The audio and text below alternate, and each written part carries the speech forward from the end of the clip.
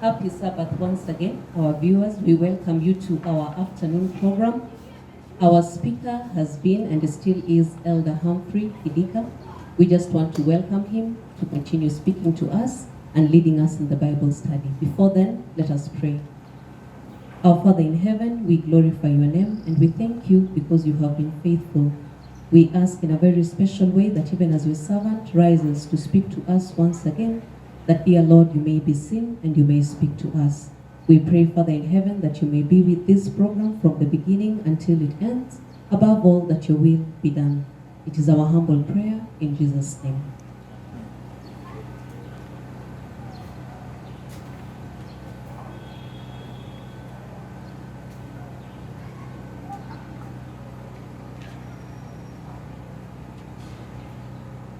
Good afternoon. Happy Sabbath once more. It is still a beautiful day that we want to thank God and want to continue looking at His Word. This afternoon we will look at a study which I have entitled The Window Seat. The window seat. I have synonyms for this title. It can also be referred to as the comfort zone, the contentment zone, the knowledgeable quarters, the experts zone. It can also be called the consultants zone. It is hailing from the book of Acts chapter 20. You can read with me. Acts chapter 20 verse 7 to 10 will be our focus. But I will read so that we can follow together. Acts chapter 20 verse 7 says, "And upon the first day of the week, when the disciples came together to break bread, Paul preached unto them, ready to depart on the morrow, and continued his speech until midnight." Verse 8 says, "And there were many lights in the upper chamber where they were gathered." Verse 9, "And there sat in a window a certain young man named Eutychus, being fallen into a deep sleep. And as Paul was long preaching, he sank down from the third loft and was taken up dead." The big question we are asking is, as we do the study of this text, is, are you on a mission for God, or are you in a window seat as a spectator? It is beautiful to note that these people were gathered in a room. And the Bible has recorded that this room was an upper chamber, meaning it was not the most conducive room for them to study from. It was not the best environment for them to do a Bible study. But they were gathered anyway. That means it is beautiful, it is important for the people of God to gather, to study His Word, no matter the condition, no matter the place. That is why even right now, dear viewer, you are watching me as we study. You are at home, probably on the road driving, maybe in the marketplace, or maybe in a place seated in a room. But the beautiful thing is we are studying the Word of God. Unlike these people at Paul's time, they were in a room studying. And the Bible says they were in an upper room. The beautiful thing is that the room had many lights. But one young man, I like the fact that they've used the word young man. One young man was in the congregation. It is beautiful to have young men attend worship. It is beautiful to have young people going for worship. Let us not forget the young people. Many a times we grown-ups or adults take time and go for Bible study and leave the children at home, or leave the young people at home. The young people feel as if the Bible study is not good enough for them. It is for the aged. They will come there when their time is gone and they are old and they can no longer do those things which they used to do when they were young. But that is not right. The beautiful thing here is that it says a young man. He was in his youthful stage. A young man was in the congregation. But one thing he chose to do, the Bible says that he decided to go and sit on a window. I don't know why he chose to decide to sit on the window. Is it because, probably, let us try to look at the reasons as to why he sat on the window. One reason, probably, there were no seats available. The place was full and there were no more seats, so he chose to sit on the window. Number two, maybe the place was crowded, so he decides to sit on the window. Maybe he wanted fresh air, since it was hot and stuffy in the room. And so he chose to sit on the window for him to get fresh air. Maybe he wanted to enjoy the view, which is also another probable reason. He wanted to enjoy the view of both the inside the room and outside. That's why he chose to sit on the window. Is it possible that he had started being disinterested in what was taking place in the room or in the church, that he decided to sit on the window seat? That is a possibility. Or maybe for him to choose to sit on the window sill, he was looking for undue attention. That is a possibility as well. He may have wanted a better view of the church and of the speaker, because if you notice, the view on the window is a little more elevated compared to the seats in the church or in that room. The window, we are told, refers or represents the condition of drawing back, a condition of having to withdraw. Hebrews 10 verse 39 says, "But we are not of them who draw back unto perdition, but of them that believe to the saving of the soul." To draw back could also refer to shrinking, to shun, to keep back, to abolish, put an end to. And perdition, as used in the verse, says to destroy completely, e.g. in eternal fire. Today we have a spiritual drawback. We want all the blessings from God. We want the healing. We want the miracles. We want prosperity. But we do not want a commitment to sit at the feet of Jesus to listen from him. We do not want a commitment to the cause of God. We do not want a commitment to focusing on doing God's bidding. We forget our main agenda on earth, which is to save souls. That is our great commission. And therefore, to save souls, we must be in the mission of God, in the gospel of God. And that is one thing that we forget, most of us. A closer look at the window seat. You will notice that from the window seat, we clearly see all the problems in the church. We will notice how people come late. In the window seat, we will clearly see who is sleeping in church. In the window seat, we will clearly see who is not singing well. In the window seat, which is also called the critic's corner, we will see clearly who is not doing right what we think should be done. As much as we will not be in the doing, we will be in the seeing. In the window seat, we will know how everything should be done. We will know what should be done right, but we will not be able to do it. On the window seat, we know right away what kind of praise we should have. On the window seat, we know when the preacher has a dull sermon. On the window seat, we will know how the preacher has wasted our precious time in his long sermon.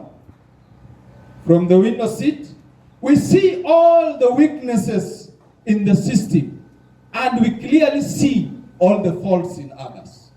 That is the window seat.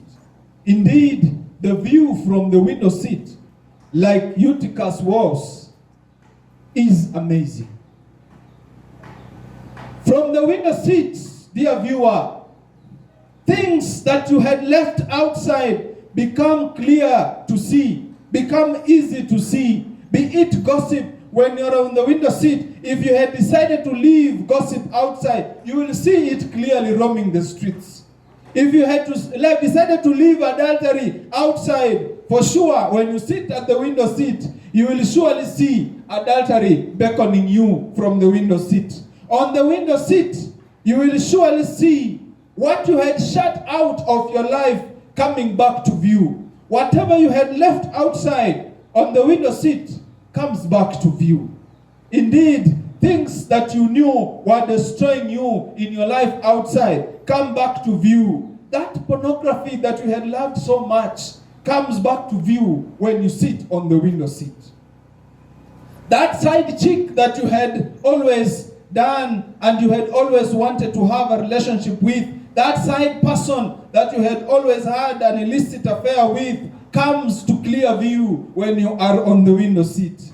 When you're on the window seat, the gossipers in your group are still gossiping and they seem to be so appealing. The gossip seems so sweet that you will wish to go back to gossiping. On the window seat, that alcohol crew that you've been having and enjoying with is at view, and you feel like your thirst for alcohol is coming back. On the window seat, that lateness to church beckons you to come back, that you may not keep time in coming to church. On the window seat, you'll also notice that dishonesty in dealings at work comes back. That unfaithfulness that you've been having in your relationship or in your marriage comes back. Things you know for sure that are hurting your body. Things you know for sure are hurting your spiritual self. Things you know for sure are hurting your family. All of a sudden, they are visible again. And from the window seat, they become very attractive. Many of us still think that I can just look at them and nothing will happen to me. Many of them think that it is not the looking that is sinful, it is the doing that is sinful. And yet Jesus says, just the lust, just one look, if you lust in your heart, Jesus confirms that you have already done it. Some of us think that we are immune at looking. You will go to drink with friends and you will say, I will take a soda. I will not be harmed. I will not be influenced by my friends, because you feel that this is not harmful at all. Because you are on the window seat. On the window seat, we will convince ourselves, I am strong, I won't fall. We reassure ourselves that this is just but a look. So we continue flirting with the thoughts of how much fun it would be just one more time. On the window seat, friends will continue flirting with that text message that you have. You will continue flirting and forgetting that that one text message could cause the end of someone's marriage. On the window seat, we will continue assuming that that simple arithmetic balance that you will do in your books you will get away with it scot-free. You forget that you will be manufacturing a serial thief. That one old worldly friend could make you lose eternity forever. On the window seat, that simple drink that you're trying could make you an alcoholic. Stop thinking. Stop looking around. And stop entertaining sin. Ephesians 4 verse 27 says, neither give place to the devil. Do not open any window of opportunity to the devil. Do not open any chance for the devil to come in and control your life by sitting on the window seat. The window seat is a terrible place. The window seat is a place where you'll feel pleasures of this world and you'll see them from the window seat. You'll feel like they're beckoning you and you'll be tempted to go back to them. Eutychus enjoyed sitting on the window seat and he enjoyed looking at the view outside. One thing that we must agree or must bear witness with me is that on the window seat, we never intend to fall. On the window seat, we never intend for things to go out of control. On the window seat, we feel we are in charge. On the window seat, we feel like things are okay. Things are normal. Things are under control. When Eutychus went to sit on the window seat as he was listening to his sermon, he felt like things were under control. He felt like he was still listening to the sermon. He felt like he was still focusing and that nothing could derail him. Eutychus never intended to fall. If you talk to him a few minutes before the fall, Eutychus did not intend to fall. He had no intentions in his mind that one of these few hours or minutes I will fall. And Hebrews 2 verse 3 warns us, how shall we escape if we neglect so great salvation, which at first began to be spoken by the Lord, and was confirmed unto us by them that had him? We will surely fall if we neglect the call of salvation. Eutychus did not at any one time intend to fall. We have to nurture, we have to protect, we have to cultivate our salvation. It is a life you have to sustain. Just as a baby is dependent on its mother's milk, so the Christian's life is dependent on faithfulness, commitment, and obedience. Something interesting that I also noticed in this study is the name Eutychus. I realized that Eutychus means fortunate. Eutychus means well. Eutychus means good. And just like Eutychus, we have been called fortunate today, favored of the Lord. But if we do not maintain our salvation, if we do not maintain our relationship with God, if we do not maintain the touch with Jesus, we will surely fall. Eutychus fell, and indeed he fell. Even the most favored of them, be it the most favored choir member, be it the most talented preacher of the church, be it the most disciplined elder, be it the most favored deaconess, be it the most talented child in the church, all can fall. Why do you think Eutychus fell? Why do you think Eutychus fell? The Bible records that he fell because he slept. But even before we look at why he fell after sleeping, you will realize that Eutychus was seated on the window.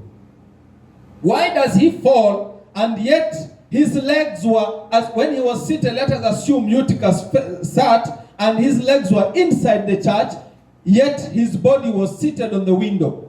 How does he fall, yet he was 3/4 inside the church? If the legs are hanging in the church and the body is seated on he's seated on the window sill, how does he fall? And when he fell, the question is, why does he fall outside instead of falling inside? We would have expected Eutychus to fall inside and not outside, because 3/4 of his body was inside. But Eutychus falls outside. One reason that we notice why Eutychus fell is because he lost the passion for the things that were happening in the church. He lost the passion for the things of God. He lost the passion for the right things. When we lose passion for the things of God, when we lose focus on Christ, when we lose passion for the things that have eternal life in them, we fall. When we lose passion for the right things, we fall. You will notice that when the right things are going on in our lives, when we do that which we are required to do, we may stand, and we stand with our God. But when we lose focus of the things of God, we get lost. Sometimes we want to focus on the lust of this world. We want to lust for the pleasures that only last but for a while. And when we go for these pleasures, we indeed fall. Eutychus fell because he lost passion in the things of God. When we lose passion in the things of God, we fall. When we find that our businesses are so important compared to spending time with God, we fall. When we run to the shops instead of running for a Bible study lesson, we lose focus in the things of God. When we take more time in spending our money in our own things and we forget to promote the ministry of God in saving souls, we fall. When we lose focus on the things of God, we fall. Eutychus, you will notice however much his legs were inside the church, his mind was more outside than it was more inside. He was focusing on the things outside. His mind had started being carried away by the things that were happening outside. And eventually, Eutychus fell.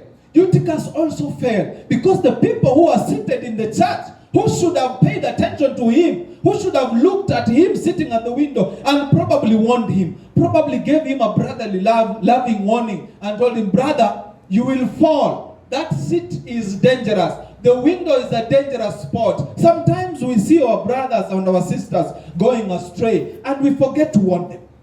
We forget to remind them, I am walking with you, my brother, every other day. But you forget to warn me when things are going astray.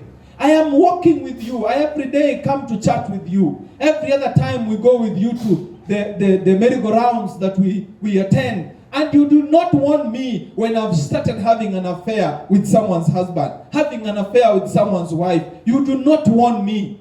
But you let me stray until I fall. Sometimes you realize that I'm stealing and you do not warn me until I fall. Let us learn to take care of our brothers. Let us be our brother's keeper. That when we notice they are going off the trade, or they are going off God's path, they are going off the right paths, we should stand and warn them.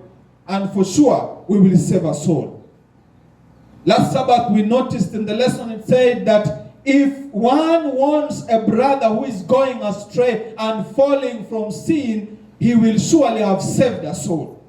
And for sure, it is important that we warn Eutychus. When we see Eutychus seated on the window, and we surely know that the window is a dangerous spot, we should warn them that they will fall.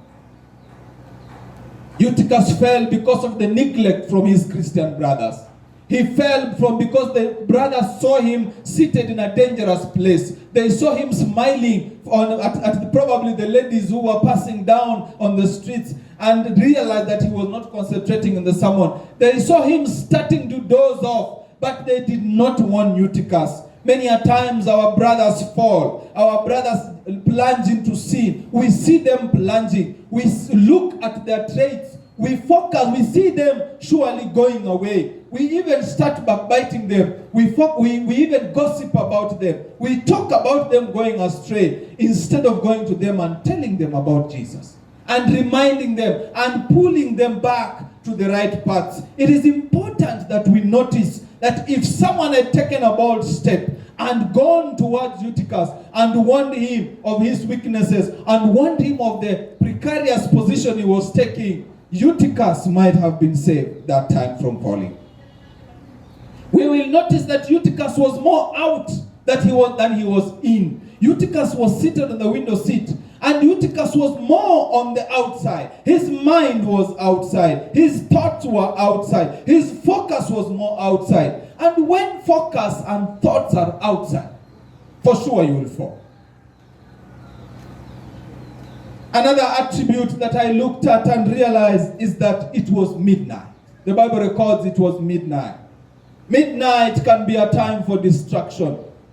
Midnight is a time when the Egyptian firstborns were killed. The midnight call, you remember, woke the virgins. The midnight prayers, when Paul and Silas were praying in prison, the midnight prayers set the prison free. They set the prisoners free. And Silas and Paul were made free at midnight. And it turned their pain to praise. Midnight is a decision time. Midnight, it can go either way. It can either go to destruction or to salvation. At midnight, the Egyptian firstborns were killed. But the same midnight, Paul and Silas were set free. It is the same midnight that the Lord of the wedding appeared and took the maidens who were ready. So for the maidens who were ready, it was a time for joy. But for the maidens who were not ready or were not prepared, it was a time for weeping. Midnight is a decision time. It seems comfortable at first, but in the twinkling of an eye, you fall into the bad habits. In the twinkling of an eye, you fall into the old ways of talking, the lustful desires. And all this begins with the window seat.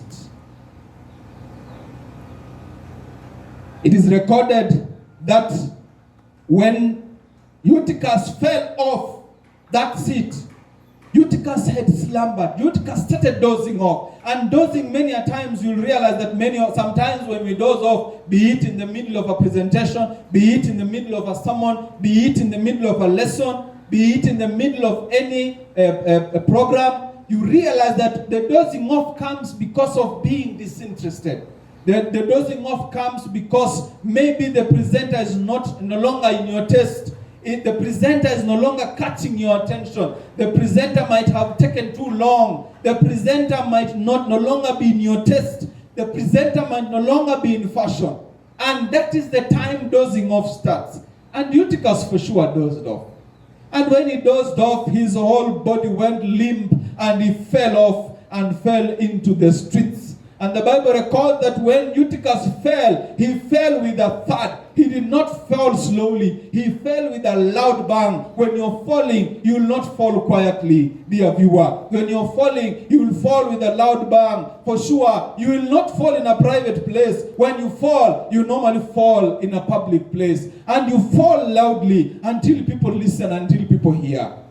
What does the Bible record? That when Eutychus fell, he fell onto the street. He fell from the third floor. And the Bible says that Eutychus fell to his death. Many a times when we fall to our death. We fall either to our spiritual death, but even at times we fall to our physical death. Eutychus fell to his physical death, and for sure he died. But the Bible records one beautiful thing, that when Eutychus was falling, the church members did not sit and look. The church members did not sit and relax. Of course, it is not clear whether all of them ran to his rescue. But it is said some of them rushed out to see, oh, this young man. It was too late for them because the man fell and they could do nothing about it. If you have something that you can do to a brother or a sister, do it now while time while you still have the time.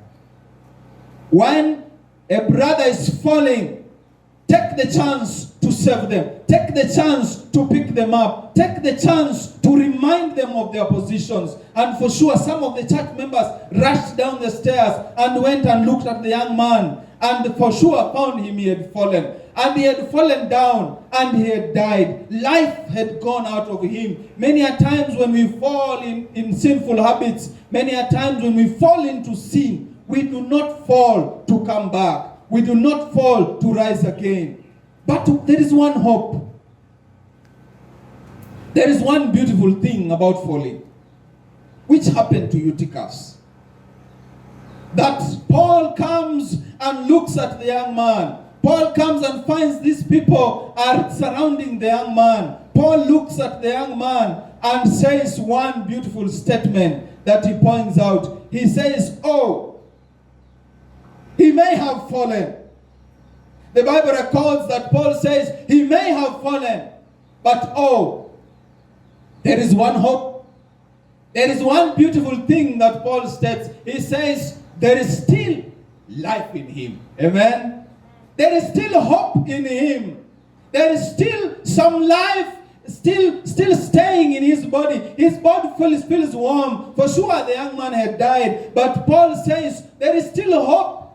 When our brothers and sisters have fallen, there is still hope. There is still life in them. There is still value in them even if they have fallen. And Paul looks at this young man and prays to God, and the young man comes back to life.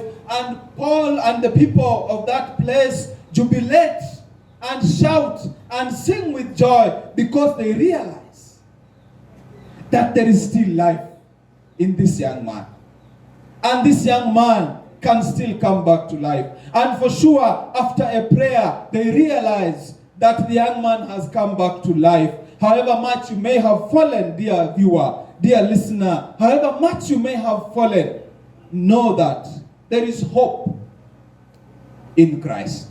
Know that there is hope that you can come back. That Jesus says, I will forgive their sins. I will raise them. I will erase the sins. I will bury them in the depths of the seas. I will forget all that has happened to them before. And I will renew them. I will renew their lives. I will renew their hearts. They will become a new creature. And Christ says that they who have believed in me, I will create in them new hearts, and they will start afresh. They will start a new walk with me. This is something to give us hope this afternoon.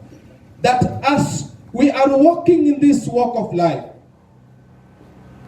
however much we may be seated on the window seat, however much we may be enjoying the beauty of the window seat, and then we fall, we still have a chance. If we have fallen, we still have a chance to rise up and start afresh with our Savior. We still have a chance that whatever happened to us in the past should no longer count. What counts? One man made a statement and said that it is not about the falling.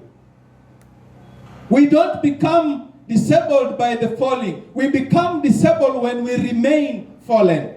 We become disabled when we decide to remain down. But the beauty comes in when after falling, you decide to rise up. And after rising up, you pick up your pieces. You pick up yourself and begin again with Jesus.